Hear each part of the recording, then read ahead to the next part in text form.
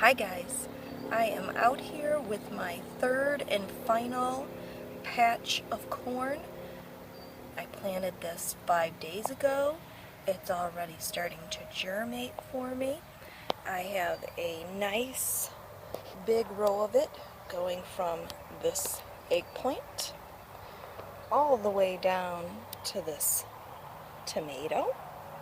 And I have also put some runner beans in between here. And these over here, these are those butter peas I keep talking about. So, these are 5 days old.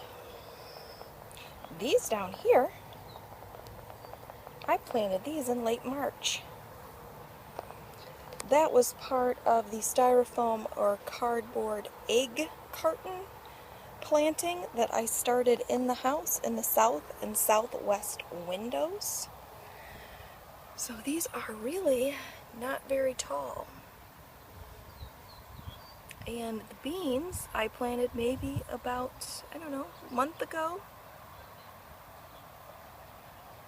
The point of this video is sometimes when you start things in the house and you don't have a greenhouse mimicking as well as they do as the outdoors, sometimes your plants struggle. They almost seem to be a little stuck. I'm gonna roll with it. I am hoping that I will get something produced out of it.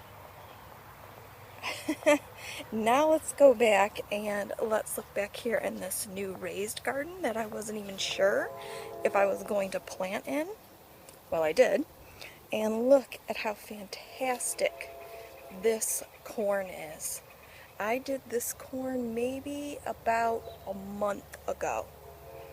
So this is a month younger than the stuff I just showed you that was from the egg carton planting in the house in March.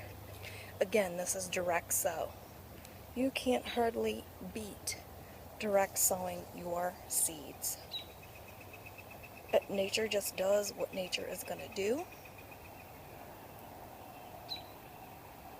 And how do you say anything past that? It knows what to do.